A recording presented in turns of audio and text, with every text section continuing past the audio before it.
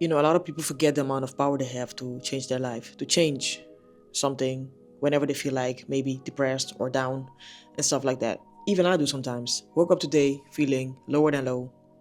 And I thought to myself, you have two options today. You can either sit here, complain, and cry about it and not change it, or you can get up and do something that you know you are capable of doing, something that's in my control. And that thing is lifting weights. And lifting weights has been therapy for me since I think 2015 or something. I stopped here and there, continued, stopped, continued, but I never ever quit completely. And I decided that instead of me complaining today about feeling low, let me lift some heavy shit and see what happens afterwards. And I know that usually when I do that, everything feels much better. So today I'm going to do my workout, and hopefully at the end I will feel much better. I say hopefully, but I already know that it's going to happen. So during the video I might stop here and there and talk to you about the topic of being in control whenever I get an idea for this video. I just took my pre-workout, waiting for it to kick in, but in the meantime waiting, I'm going to do some stretches, warm up, etc. and get ready for it.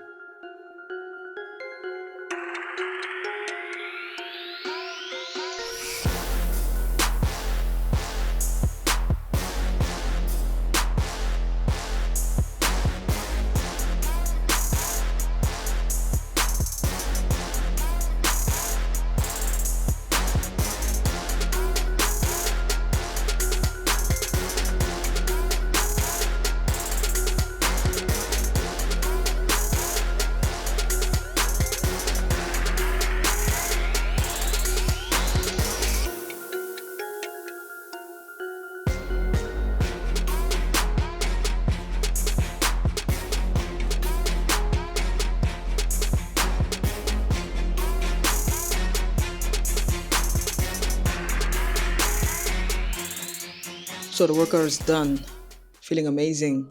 I wanted to talk during my workout, but my mic died. So I thought, you know what?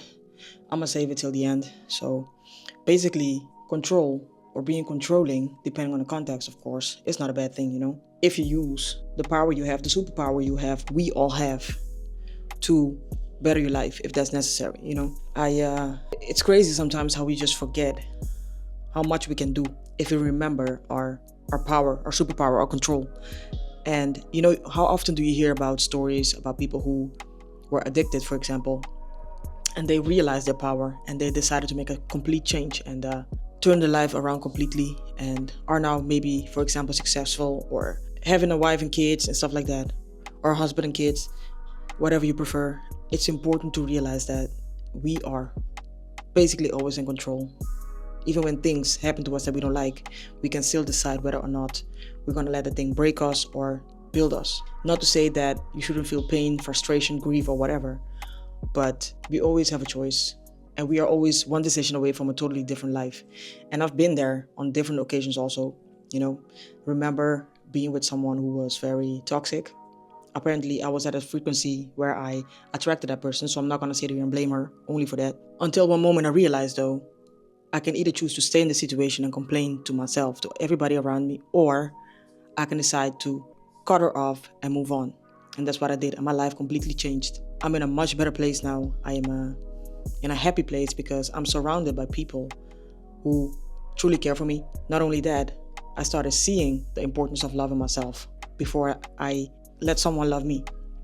And I think a lot of us do that, We are looking for love from the outside, while we should be looking at it from the inside.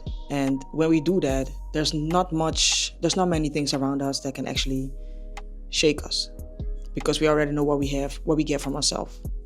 And if you really think about it, not to make this whole thing about relationships, but when you look at it and think about it, everything you're looking for someone on the outside, you already have on the inside. It's just maybe you're afraid or you believe that you're not able to get it from yourself. And when you have that, when you do get it from yourself, basically you don't need people around you to give that to you. So it won't make you feel like you have to cling to someone to get that thing you're getting from yourself. I hope I'm making sense.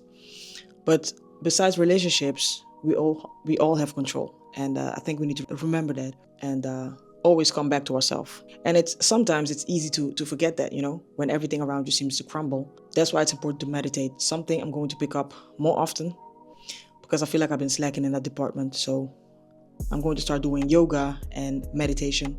And I'm not going to only sit here and tell you that I'm going to do it. I'm actually going to do it. Actually, I already started last week once, and I really understand why people do that.